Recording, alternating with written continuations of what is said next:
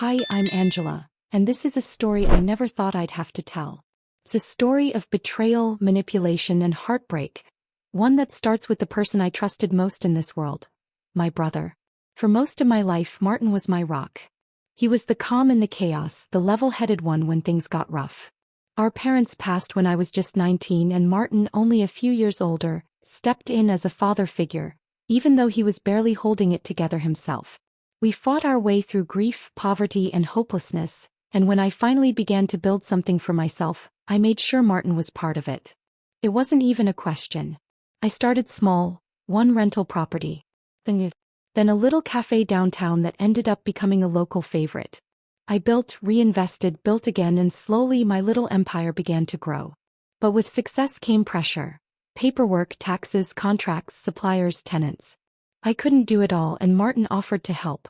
"Let me handle the business side," he said. "You focus on growing. You're the dreamer. I'll be your anchor." I laughed and hugged him. That was Martin, always saying the right things. I handed over the financial reins. Bank access. Property management. Contracts. He already knew everything about my life, so why not?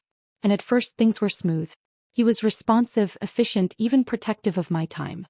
"Don't worry about these meetings," he'd say. "I've got it covered." I trusted him completely. But a few months ago I started to notice small things.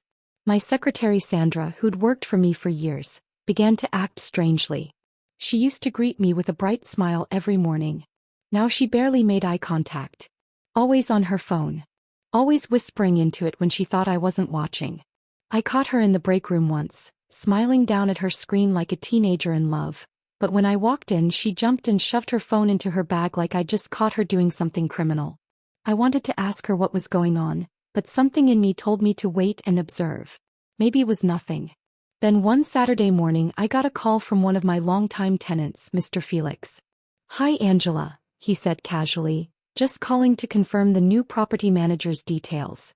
He said you sold the building last month." I blinked, confused. "What building?" "Number 17B. Clifton Street. You know, the one with the garden units." I froze. I hadn't sold anything. That building was one of my favorites. My first real investment. I remembered crying on the floor of that property the day I signed the papers. Happy tears. It had sentimental value. I never listed it for sale. I told Mr. Felix there had to be a mix-up and I'd look into it right away. My heart was pounding as I hung up. I tried calling Martin, but he didn't pick up. I sent a message, no reply. I checked the shared folder we used for documents, but the files for that property were missing. I stayed up that night digging. I logged into the business bank account, which I hadn't touched in months because Martin handled everything. And what I saw made my skin go cold. Money was missing. Hundreds of thousands. Transferred in chunks to an account I didn't recognize. But the name on the account, I did recognize. It was subtle. Just a last name. But it was Sandra's. I couldn't sleep that night. I stared at the ceiling wondering if I was losing my mind. My brother and my secretary, working together, felt too insane to be real. But I knew I couldn't ignore it. The next morning I walked into the office like nothing happened. Sandra was already there, typing away like usual. She looked up and smiled quickly, but it didn't reach her eyes.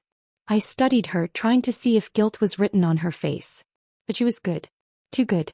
I asked her about the weekend and she mumbled something about staying home and watching movies.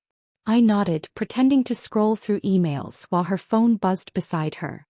And that's when I saw it. A preview popped up on her screen. A message from him, just a single letter, but the words turned my stomach.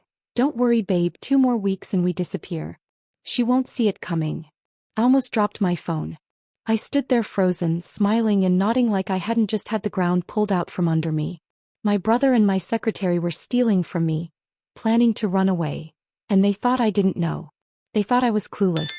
They had no idea who they were messing with. And in that moment I made a promise to myself. I wouldn't scream. I wouldn't cry. I wouldn't even confront them. I would beat them at their own game.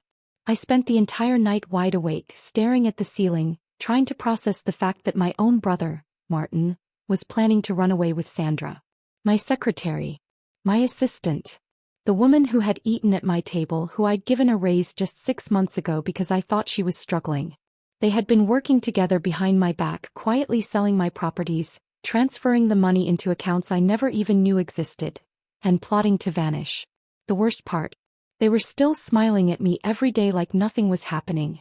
That morning I walked into the office like I always did. Sandra handed me coffee. Her fake sweet voice made my skin crawl. I accepted it with a smile. I had to play dumb. If I confronted her now, it would turn into a war I wasn't ready to fight. Though what I needed was proof. Solid proof. Not just suspicions and a text I glimpsed by accident. So I went silent. I barely spoke unless I had to. I started taking all my work home and stopped trusting anyone around me. I knew Martin had access to everything. My personal records, the passwords to accounts I hadn't changed in years. So the first thing I did was shut down all access. Quietly. I opened new accounts, moved what little money was left into private safes and got a new phone. Not once did I let them suspect a thing. They still thought I was blind. But I wasn't. Every night after work I met with a private investigator. I gave him every email, every bank record, every suspicious transaction I could find. He began tracking the offshore accounts Martin had been using and found more than I expected. There were documents with my forged signature. Property sale contracts I never signed. He'd used an old scan of my ID, probably stolen from our office printer months ago. And then came the kicker. Sandra was the one receiving the final wire transfers. Every property they sold, the money went through her name. And when they were done, she transferred it back to Martin under a shell business registered in Ghana. They were clever. Almost too clever. But not enough. I still didn't know the full plan, and that drove me crazy. Why 2 weeks? Why wait? What were they planning? Then, like fate, the answer came to me from the most unexpected source. Sandra's younger sister. Her name was Chica. She had interned for me briefly the previous year, and she ran into me at a cafe one evening. She was sweet, naive, probably didn't know what her sister was up to, but she let something slip that changed everything. "Oh, I heard you're traveling with Sandra soon," she said, stirring her drink. I blinked. "What?" "Yeah, she said you were all going to Dubai for a conference. And then maybe vacation?" She told Mom she might not come back. That was it. The getaway. They were going to use the business trip as their cover. Disappear overseas with my money while I sat at home wondering where everything went. I smiled politely, thanked Chica, and my mind went into overdrive. 2 weeks. That's all the time I had left to stop them. I gathered my legal team, filed a fraud report, froze any remaining assets I could salvage, and began recording every conversation I had with Sandra. I installed software on her office computer that allowed me to see what she typed. Every file she sent, every browser tab she opened. I was watching. Quietly. One day, she wrote an email to a travel agent asking for confirmation on their couple's package to Dubai. She even attached scanned passports. Hers. Martin's. And a third one they planned to use to establish a fake business identity there. That was the final piece. I printed every email. Every file. Every receipt. I handed it all to the authorities. And I waited. I still greeted them with the same fake smile. Sandra still brought me coffee and Martin still called me sis, like we weren't enemies behind the scenes. But inside I was boiling. Every second I looked at them I reminded myself, don't snap. Don't scream. Don't fall apart. Because the real satisfaction wouldn't come from yelling. It would come from watching their faces the moment they realized. I knew everything. And I wasn't just going to stop them. I was going to bury them. The day I saw their travel tickets was the day something inside me hardened for good. It wasn't just betrayal anymore. It was war. Martin and Sandra had booked 2 one-way business class flights to Dubai, scheduled for the following Friday night. Everything was in place. Luxury hotel reservations, airport car service, fake business visas. They had covered every detail except the one that would ruin them. Me. I had already frozen the accounts, reported the fraud, and handed everything to the Economic and Financial Crimes Commission. But I wanted to see the moment it all crashed down. I wanted to look into their eyes when they realized they had lost. So I played along. Smiled in meetings. Laughed at Martin's dry jokes. Even told Sandra she'd been working hard lately and deserved a vacation soon. I could see her eyes light up. She actually thought I was a fool. Meanwhile, I had started recording everything. Every conversation, every accidental confession. I pretended I needed help organizing documents for my skincare launch and had Sandra handle it while unknowingly screen recording every click she made. One afternoon she downloaded something onto a flash drive and left it in her drawer. I waited until she went to lunch, slipped it out, made a copy and put it right back.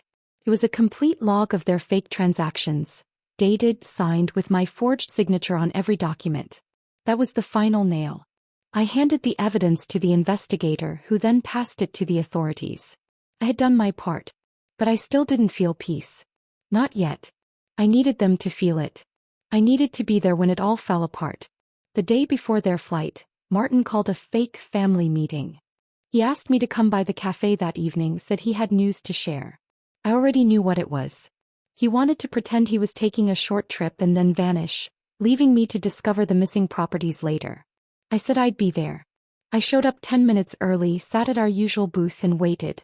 He arrived looking smug, wearing a fresh shirt and gold watch, one I hadn't seen before. "Angela," he smiled, sliding into the seat across from me. "I've been thinking. I need a little break. You've been carrying the business well. I want to travel a bit, maybe explore options for expansion." I stared at him, nodding slowly. "Dubai." He blinked, caught off guard. Maybe."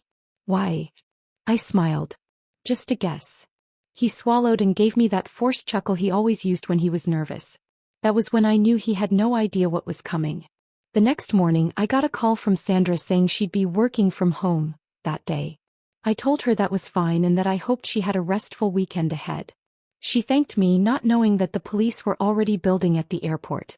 I dressed carefully that afternoon, put on my simplest black dress, tied my hair up, and walked into the airport hours before their flight. I sat near the check-in counter, pretending to scroll through my phone. When I saw them walking in together, luggage in hand, matching designer backpacks, whispering and laughing, I felt a mixture of rage and satisfaction I can't even describe. They were so sure of themselves, so proud, so ready to disappear. And then it happened. Two men in plain clothes approached them calmly, asked to see their passports. Martin hesitated. Sandra looked confused. But before they could even argue, a third officer stepped out and showed them the warrant. I stood up quietly and walked toward them. Martin saw me first. His face dropped. Sandra turned, confused, and then her mouth literally fell open when she saw me standing there, calm, hands folded in front of me. I didn't say a word. I just watched as the officers cuffed them, collected their bags, and led them away from the life they thought they'd built with my money. Sandra started crying, asking what was happening. Martin just stared at me like he'd seen a ghost. And in that moment I finally felt it. Peace. Pure, cold, beautiful peace. They thought I would be the fool. But they never imagined I'd be the one pulling the strings behind the curtain. And I wasn't done yet. Watching them being led away in handcuffs was satisfying, but it wasn't the end. It was just the beginning of what I had to untangle. You don't realize how deep betrayal runs until you start digging through the aftermath. The lies weren't just in the money. They were in the emails I'd trusted Martin to read, in the meetings he said he attended, in the decisions I let him make on my behalf. For 2 years I'd been in business with a brother who never saw me as a sister, just a target. The day after their arrest I was called in to give an official statement. I walked into that office with a file so thick it made the investigators raise their brows. Bank records, forged documents, messages, even timestamps of when Sandra used my email to approve transactions while I was in another country. I had everything. And they were impressed, not just by the evidence but by how long I had kept calm while collecting it. But something they said stuck with me. "You do know, ma'am, that this was never just about the money."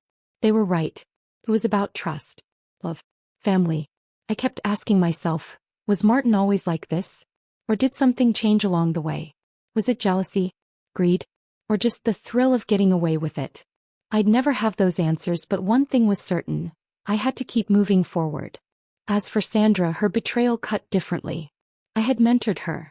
She came to me at 22 with nothing but a cheap resume and wide eyes. I gave her a job, a future. And she repaid me by becoming my brother's accomplice. They met behind my back, made fun of me in messages, and even had the audacity to plan a honeymoon with my money. But the investigation exposed everything.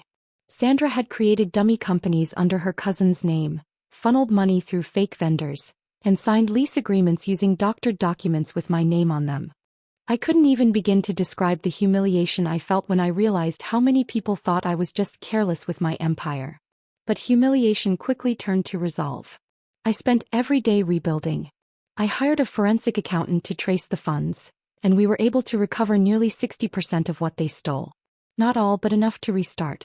I changed every lock, every password, every policy. I hired a new legal team, security consultants, and a completely new assistant. Someone with no ties to my past.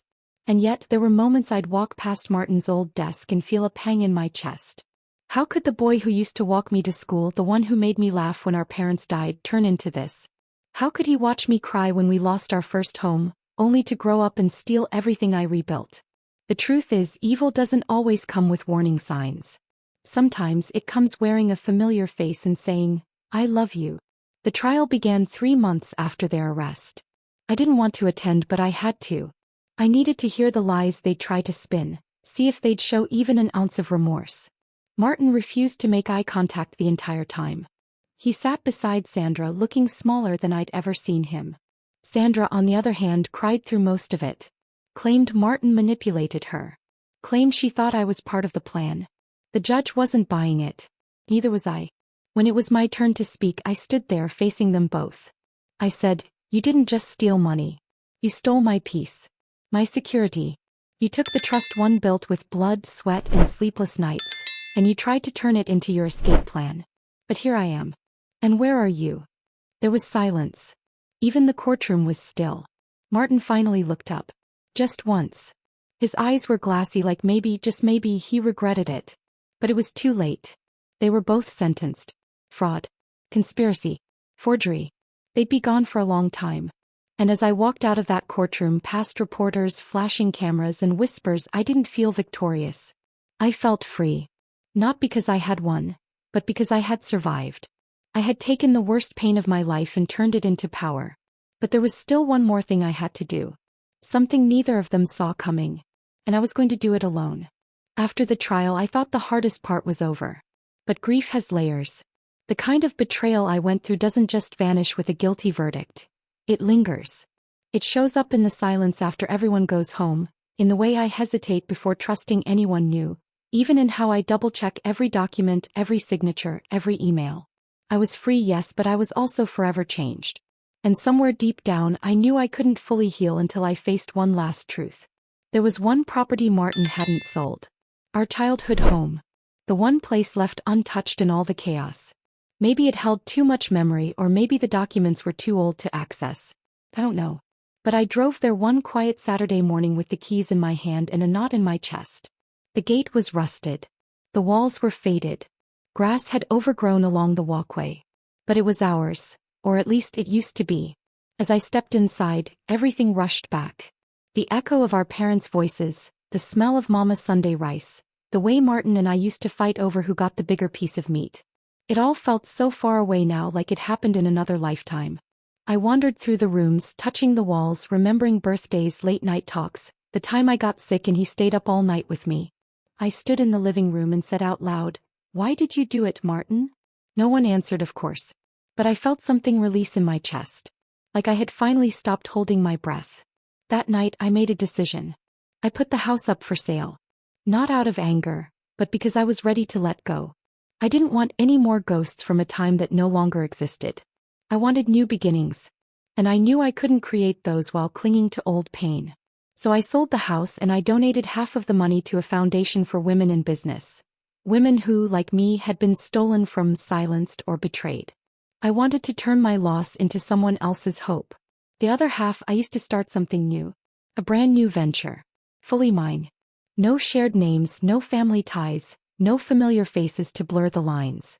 Just me, a clean slate, and lessons carved deep into my bones.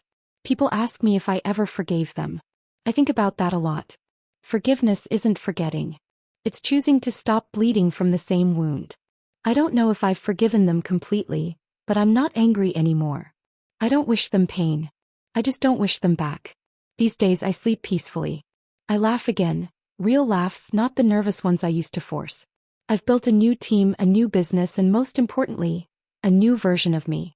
Wiser. Stronger. Untouchable. To anyone out there listening who has ever been betrayed by someone they trusted, whether it's family, a friend, a partner, let me tell you this. You are not weak for loving them. You are not stupid for trusting them. But you are powerful for surviving it. And even if they tried to break you, you are still standing. That makes you dangerous in the best way. If my story touched you in any way, if you want to hear more true-to-life stories like this, or you're walking your own path of healing and power, please subscribe to this channel. Your support means more than you know, and trust me, there are more stories to come. Stories of betrayal, yes, but also of strength, of rising, of transformation. Because this is only the beginning.